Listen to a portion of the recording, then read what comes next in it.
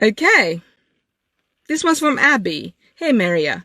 As I continue training in your course to become an integration mentor, I'm finding that the number of and complexity of tasks I'm taking on seems to be growing exponentially.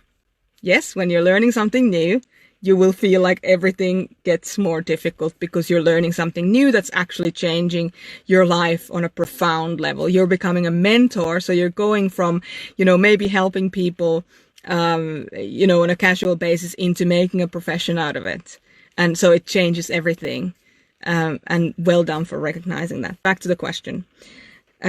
From training to general extroversion and growth, healing work, projects and collaborations, home stuff, you get the idea.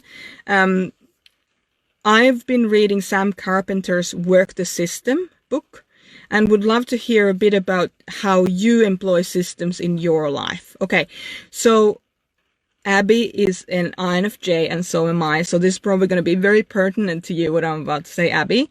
But even if you're not an INFJ, you will probably get a lot out of this. So Sam Carpenter's book, Work the System, is it's a book that I wrote years and years and years ago.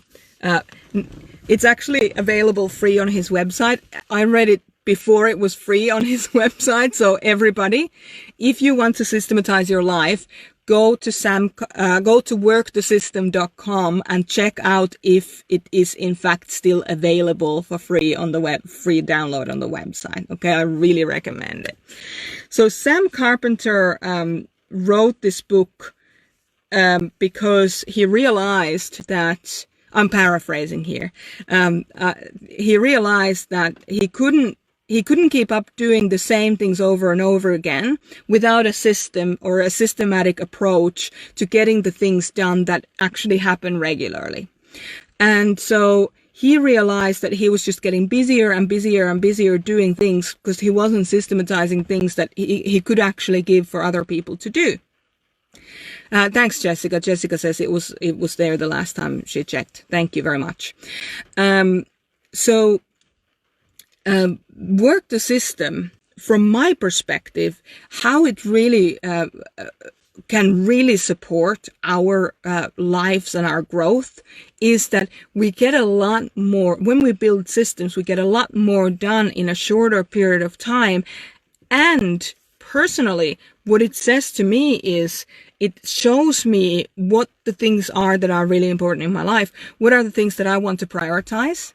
It shows me how I can live more authentic life for myself because I'm no longer just running around like a headless chicken, excuse the metaphor, trying to fix that, putting out fires, doing this and that and whatever. Instead, I'm stepping back, I'm looking at the things that are important in my life and I'm creating systems around those things. So what I suggest where you start with this is go and read the book. Now, Abby, you've already read the book. You know what I'm talking about. So the next step for you is pick one thing in your life. Do not buy into this whole thing of I'm now going to systematize everything. Pick one thing in your life that happens every day, that you do every single day, that has to be done, and create a very clear system to it. Step 1, do this. Step 2, do this. Step 3, do this. And then and slow your life down to follow the steps. Even if you think you know how to follow the steps, just slow down and read it and follow. Step number 1, do this. Step number 2, do this. So on. What that does is it makes you practice doing it the most effective way. So you're no longer just, what you're supposed to do, but it takes away the whole, I don't have to know how to do it. I don't have to figure out how to do it every time. I can just follow this process. If I'm patient enough to learn this from the scratch and slow things way down, eventually I'll be a lot faster doing this. So let me give you a really clear example of this from my own life recently. So Clifford, one of our dogs, was given 2 sets of antibiotics. Now, they're 2 different antibiotics, and as you know, antibiotics don't really taste very good for dogs, so you put the medicine literally in the meat. Okay? So I'm having to give him medications twice a day. So in the morning, I am taking out the medication, taking out the meat. Now, taking the medication out of the packaging, putting it on the table, because it's two different medications, I don't want to do one, put it into a meat, and then go and do the other one, because now the other packaging is full of meat or whatever. So I take tablet number 1 out, put it on the counter, tablet number 2 out, put it on the counter, put the tablets away, take the meat, put tablet number 1 into the meat. Get the dogs to sit, 2 dogs, get them to sit, one next to each other. One meat has the tablet in it, one piece doesn't have the tablet in it. Give the one that doesn't have the tablet in it to the dog that doesn't need the medication first, so that the dog that needs the medication is likely to just swallow the piece of meat with the medication in it, because he's now so, oh my God, I need to get this too, because there's a competition between them. Then do the same thing. One piece of meat, put the medication in it. One piece of meat, no medication, do the same thing. Now the dogs have been given the medication. I get their bowls, I put some dry food in it, soak it for a couple of minutes, then give it to them, so that they're getting food with their medication as well, so it's not staying in an empty stomach. And then, while that's all happening, I'm washing my hands, the dogs are eating their foods, and once I'm finished with putting away the meat and making sure that I have enough meat for the evening dose, then it's time to take the dogs out for a poop, because we don't want to have any accidents inside the house. And anybody who knows dogs knows that, they get a bowel movement often after they eat. So can you see how it's like step 1, take the boxes of antibiotics. Step 2, take the antibiotics out of the boxes. Step 3, put the medicine back into the box, put the boxes away. Step 4, bring in the meat. Step 5, put the meat. So you can see how I didn't, after about 3 or 4 days, I didn't have to think about this, because I was doing it 6 to 8 times the same way.